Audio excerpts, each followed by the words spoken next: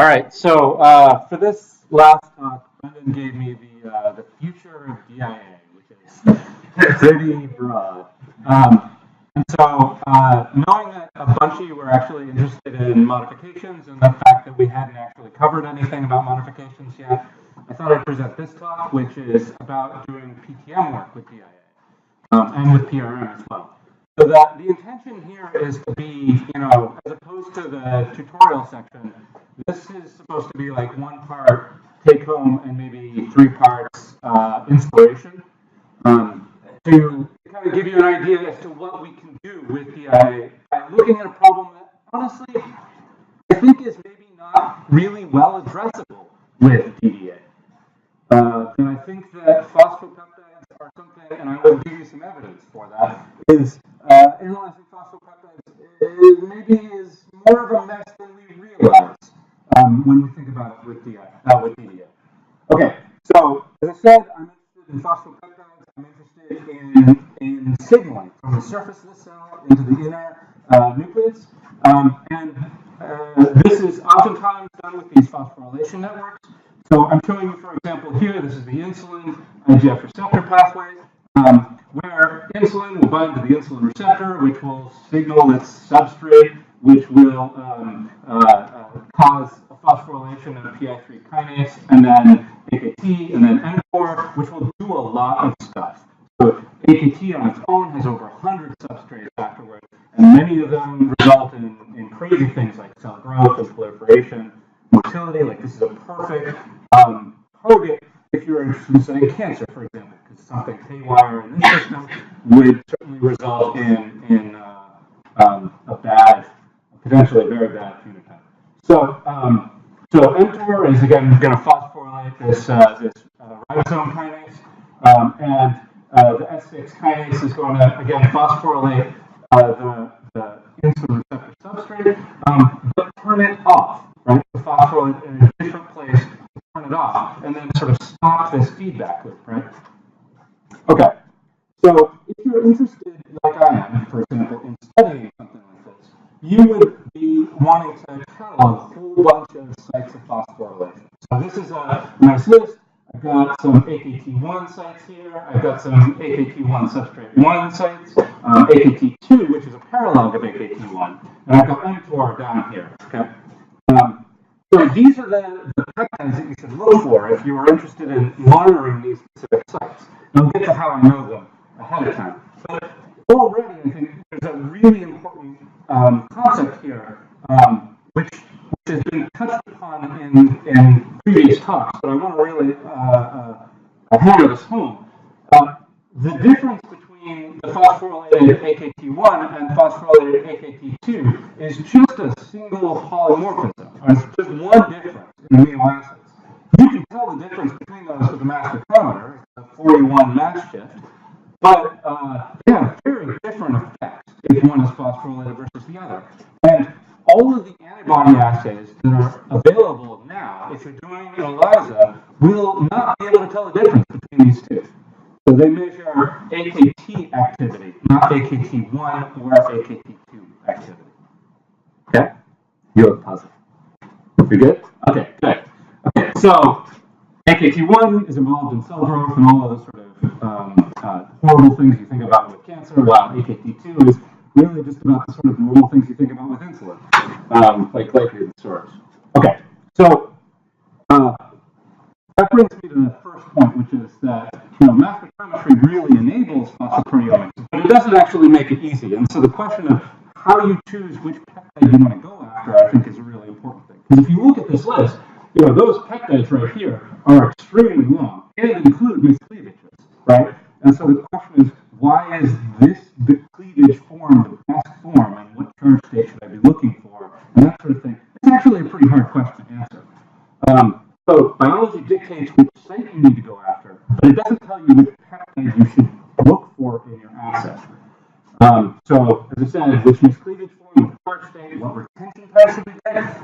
One of the issues is that phosphopeptides, normal peptides are relatively cheap to get, at least in a synthetic crude. But phosphopeptides are expensive. And when we start talking about these especially long phosphopeptides, they are extremely expensive and sometimes impossible to synthesize. And so we have to deal with this through a different framework and just being able to, find a peptide and then monitor with that heavy label form. Okay. So all of this really requires a lot of validation.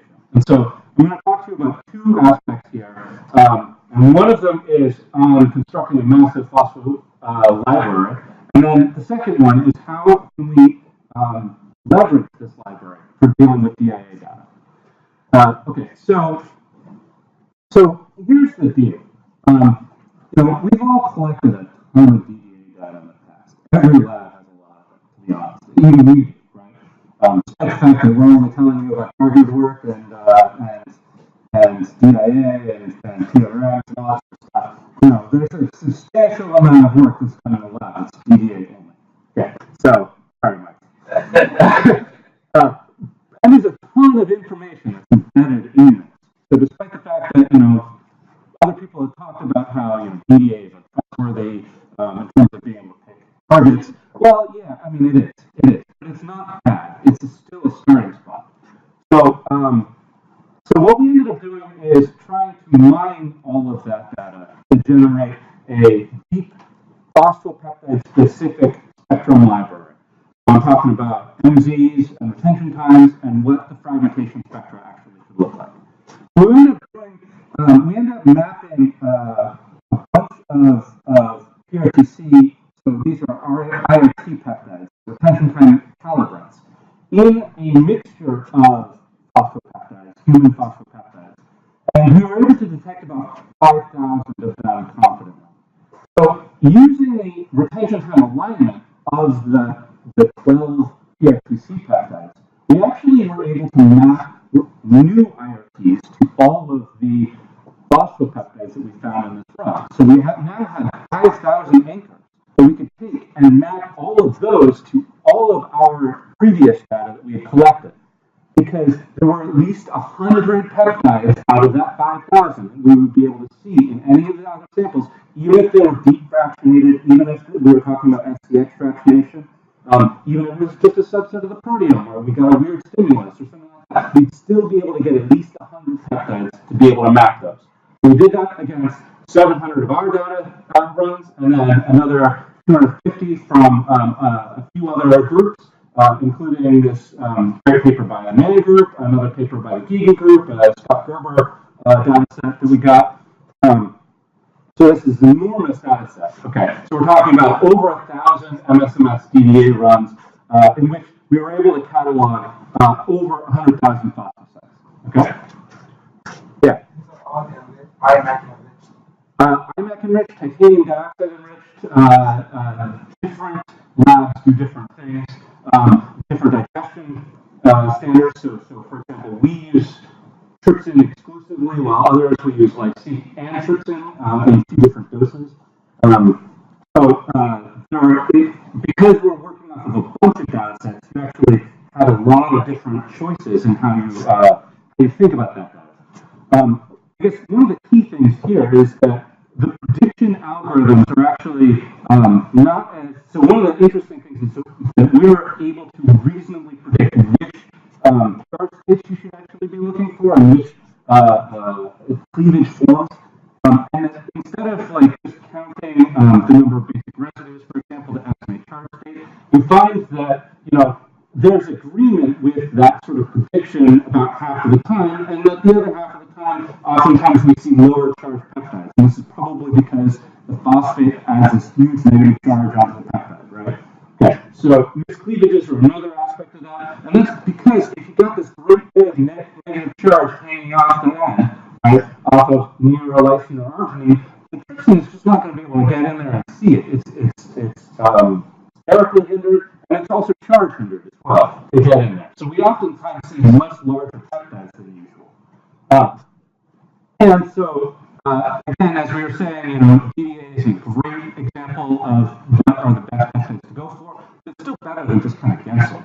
And so, for example, if you were just to use a specific sequence and look for a heuristic form of that cleavage form, so basically saying you're only interested in looking for the non-miscleavage form, can measure this phosphosite if we use this data-dependent experiment where we have this additional information about what is the likely miscleavage, we get a higher intensity, usually by at least an order of 2 magnitude. And again, the same thing with charge state selection. Using the data repository as a guide for what charge states to look for is a much better guess than just kind of going blind. That sort of makes sense, right? We ended up taking this giant pool of data and then building a repository called Phosphopedia. I want to show you what this looks like. And this is going to be stupid of me, but I'm going to do this as a live demo. Okay, so here's Phosphopedia. And this is the assay portal here. Okay, so if you want to use our database to construct these phosphopeptide assays, we've tried to make it as easy as possible to do this. So, for example, if you wanted to do like an AKT or insulin analysis, you might browse to the pre-built assays and then look for a pathway that you're interested in. So, for example, let's look at mTOR signaling. Okay, so this has a list of all of the different phosphopeptides that we have seen before, all of the different sites that we would be interested in. And so I might select those guys and add them into my list and do potentially some retention time calibration. But so let's say we're just going to use a 60-minute run here and then 5-minute retention time windows. It actually shows you the scheduling density for measuring these phosphopeptides.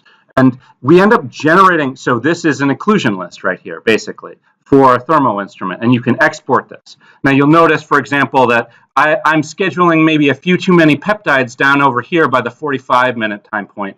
And so what I'm going to do, if I can use a mouse, is go find, I'll just sort by the end time point, and I'm just going to say, okay, well, maybe I don't need to measure these ribosomal proteins so much. So I'm just going to remove some of those, and let's remove a couple more. And then, again, look up here at the scheduling density. It's a much cleaner, flatter measure, right? And so then I'll just go down here and then export a schedule here, and then load that up into my instrument. Basically, done in 5 minutes, I have an assay for measuring mTOR now, right? And so we're pretty excited about this. Yeah, okay, good. So this is the website, and we encourage you guys to grab this and start using it, because I think it's a really important framework to be able to do phosphoproteomic work. So again, you can generate your schedules and do all your sort of stuff. So just as kind of a proof of concept, I want to show you some data that I collected as a result of this. So I basically wanted to do a Purine of stuff that was in the insulin receptor pathway, using that system, again, just the default pathway for insulin. And then that basically gave me 150 target phosphopeptides, of which I was able to detect half using that measurement in an insulin stimulated system. And so that was great over this 90-minute gradient. And again, the assay took about 5 minutes to build, to be able to go from interest in studying this model to collecting data on the instrument. Right? So before I show you any data, I'm sure we've gone through probably even this figure already, but I just want to make sure that we've got it. So if we've got a peptide that looks like this and a bunch of Y ions, you collect the DDA spectrum like that, and then DIA PRI data is sequential across, and then we've got these chromatograms if you're looking down the side of them. Okay, so here, if I'm going to monitor these specific sites, these are the ones that I was showing you before, and we look at those mTOR specific sites. Okay, one of these forms is for turning on mTOR complex 1, and one is for turning on mTOR complex 2. Let's look at that first one. So S2448 is this signature phosphorylation site for turning on mTOR complex 1. Okay, and that's a fairly decent signal that we're seeing. You know, there are a couple of high ions and a bunch of lower ions, and that's a great sort of measurement of this particular peptide. If you look a little further down in the retention time space, we actually see another peptide. So what's going on here? It's got the same precursor mass, because we're doing PRMs. This isn't DIA. This is actually the same precursor mass and along the same fragment lines. Okay? And if I look at that other side, this is the S2481. This is the mTOR2 formation. Same thing. It's another phosphopeptide. Same sequence, different site of the phosphorylation. Okay? And this happens way more than you think it does. Okay? And so what are we talking about here? So I've got two peptides here from CDK1, this threonine 14 and then tyrosine 15. These actually indicate different kinases upstream. So different activity at the phosphoproteome. And measuring these separately is really important. Well, what's the difference here? Precursor masses are exactly the same. Only a few fragment ions. We're talking 2 fragment ions are going to separate these guys. Okay? And their retention times might separate somewhat, but they're probably not going to separate a lot. Okay? Because everything, for the most part, compositionally is the same. So if I take a phosphoproteome here, and this is like a retention time map on the bottom, and then an MC on the other side. So we're talking about, this is like basically a 2D gel sort of framework for looking at phosphopeptides. And I flip it, okay? So this is what it's going to look like. All of those peaks are going to stick up, and all of those are different phosphopeptides in this enriched sample. So if I zoom into some random range in the grass, it looks like this. And lo and behold, I get peptides that have an anisotopic structure here. So we're looking at 2 MZ range here, and this is about 10 minutes. So we have this nice structure where we see both forms. These are 2 different precursors, exactly the same mass. The second form is eluting just a little later, and these aren't resolved, right? And they're everywhere, right? They're everywhere. Okay, so this I think is really remarkable. So if we look across our entire phosphopeptide library of our 100,000 different sites, we end up seeing only about 50% of them are actually observed as that one form. And that of the other half, you see 2 or more different forms of that peptide across our library when you look at all that data. Okay. So think about this if you're collecting this as DDA data. Okay, the instrument's going to be harping along, it's going to be moving along, and it's going to say, okay, I'm going to collect I see a precursor signal, I'm going to collect an MS2 here. Okay? And then I'm going to stick this mass on an exclusion list. And I'm not going to report it again for at least another 30 seconds. So those other forms, you never make a measurement. Right? Some of these you might actually make a measurement of. So this form elutes enough later that you might be able to make a measurement of. But most of the time, you're not going to do that. Okay. And so when you start to think about, the terrible overlap, this is 3 replicates of DDA of a phosphoproteome. You start looking at this overlap and you're like, well, that actually starts to make a little more sense, because in one sample I might be triggering early on the first form, second sample I might trigger on the second form. And so if I look at site-localized peptide overlap, it actually is really terrible, right? So here we might get about 50% overlap between 2 different samples. So that's disheartening.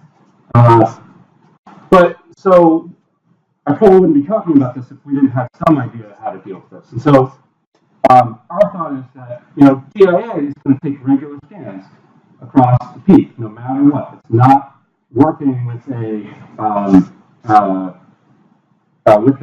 precursor mass filter at any time. Okay, so we're going to be collecting these regularly, one after a time, and never working with an exclusion list. So this brings up to the second part of this, which is phosphocyte detection with DIA. Okay, and so I want to show you, for example, this is one of those peptides. Okay, this is a terrible precursor. It looks like a giant mess, right? But this is 2 forms of phosphopeptide. And the reason why I know is I can look at fragment ions that are shared. Those are these guys in dotted lines, and you see they rise and fall on both peaks, right? But the site-specific ions, this Y8, Y9, Y10, isolate which form is which, okay? And so we developed a scoring system that actually determines which form elutes where, and then what ions to quantify. So I want to talk to you a little bit about how this works, and how we can use this to look at whole phosphoproteomes. So in a simple example, I've got all of the fragment ions between these two phosphopeptides shown here. This is a really pretty clean example. If I look at just the site-specific ions, these are the site-specific ions that indicate each of the different forms. So there are more than 4 ions, so it's +2 with ions as well. Okay, so these are the ones that indicate which one I've got at each different state. So the way in which, and so basically what I could do is if I were doing like Ascore or something like that, I would basically be counting up the number of ions and then doing some sort of score like that. But so Ascore and basically every other site localization algorithm assumes that basically the ions are random draws out of a hat. And it says, okay, what's the likelihood I would have seen this at random? And we know that ions in DIA are not random, right? We know that low MZ ions are very likely to be interfered with. We know the higher ones are less likely to be interfered with. Tina was talking about earlier how they are much more likely to be interfered with if you happen to fall in that precursor mass window, for example. So those ones are much more dangerous than you would have otherwise. Okay, so these kind of algorithms aren't really appropriate for this sort of data. And so the way we've been trying to deal with this problem is instead of saying that the background is like just a random playing field, and we just want to say what's the likelihood of pulling those out of a hat, we're asking the question, well, what's the likelihood we would pull them out of this distribution, where this distribution represents the likelihood that we would have seen those ions in any spectrum for that precursor window. Okay? And so this is essentially a null distribution. And so we ask the question, okay, for those 4 ions here, what's the likelihood I would have seen them out of this precursor window? And then put that into a calculation to derive a p-value to assess the likelihood that that set of ions would have been seen by chance. Okay? And so let's talk about applying this to, again, this insulin receptor signaling pathway. So again, insulin receptor signals the IRS1, which goes through this loop, and then the S6 kinase, again, phosphorylates IRS1. So if we were interested in studying this particular phosphorylation state, there's actually 3 different kinases that phosphorylate this. So insulin receptor phosphorylates it at Y632. S6 kinase phosphorylates it at S636. And PKA, which is a totally different kinase, phosphorylates it at S629. Now, you can tell why I've chosen this example, because all of those are within the same peptide, right? And so we actually have in our library 2 of those forms, the PKA one and the S6 kinase one. And so we have these 2 different forms here. And if we look at that precursor signal, this is, again, extracted over a wide range. We can say, okay, well, this form here, based on site-specific ions, belongs to the S636 phosphorylation site, and this one is the S629 phosphorylation site. Okay, so the question is, like, what can we do something about what's in the middle? And so we don't actually have that spectrum in our library because we've never done an experiment where that phosphorylation existed. Okay. So what we end up doing is we say, okay, well, these are really good anchors, and we know what their spectra look like. So what if we look for a phosphopeptide that is similar to that? Because we know a lot of the fragment ions that are appropriate, and we know that it should be in this rough retention time range. So we look around that region for this tyrosine phosphorylation, and we see this particular peak right here. Okay? And so this is how we make our detections with the phosphorylation of different phospho sites based off of similarity in retention time space and fragmentation space to already known anchors that we can detect with our typical DIA workflows. Okay? And so one of the cool things is if we take those forms here and we actually quantify them, their measurements can now be extremely tightly quantified based off of just the site-specific fragment ions that we're interested in. And we get really nice measures. So this one directly from the insulin receptor, the tyrosine phosphorylation, we should see high in insulin. There's a bunch of crosstalk between IGF-1 and insulin. And so we see a signal even if there's the IGF-1. And so this is a drug that inhibits AKT, and that drug shouldn't affect this phosphorylation at all. So this is where that drug would inhibit AKT. So here is the other phosphorylation. This one here is from the S6 kinase, okay? So again, we should see an increase with insulin and IGF-1, but the drug, because it's through this feedback loop, affects this. And so we see a drop in signal for phosphorylation when the drug is added, okay? Now this one here, pKa is outside of the entire loop, and we see that the signal in general doesn't really change. And so this is kind of a nice quantitative example that underlines our previous knowledge about the biology. And so we can actually take this idea and then extrapolate it out to situations where we don't know the biology. One of the, I think, really important things is that, as we were saying earlier, most of these positional isomers actually elute very close together. And so the vast majority of them actually elute within 60 seconds of each other, which underlines how dangerous this is to actually analyze with DIA to try to get reproducible measurements. Okay? And let me show you, this is a fascinating example. This is the phosphorylation site for Mark 3 that shows absolutely no change here, right? So this is a signal with all of the site-specific ions, and there's no change at all. If you look underneath it, this is the same phosphopeptide sequence, but a different location for the phosphate, and they don't chromatographically separate, right? But we can still measure both of them with fragment ions. And not only can we measure them, we can quantify them using the fragment ions. And here you can see a quantitative shift where the drug actually drops the signal, and we actually also see a drop in signal for the insulin and IGF. And the ability to be able to measure these, people spend a lot of time trying to get eye mobility systems up to be able to chromatographically separate these in space and in physical shape rather than retention time. And we're saying, what if you just measure the right thing, which is the ions that indicate that form? And if you can do that, then you can quantify these fairly accurately. Okay, so with that, I'd just like to sort of finish off the day of DIA by saying, we've built this assay portal system so that you can generate these pretty easy phosphopeptide PRM experiments. And we really encourage you to use them. I found it to be an extremely useful repository for even my own work, to be honest, which is usually when I do something, I usually forget about it after a year or two. But I still actually go back to the assay repository and still build off of this.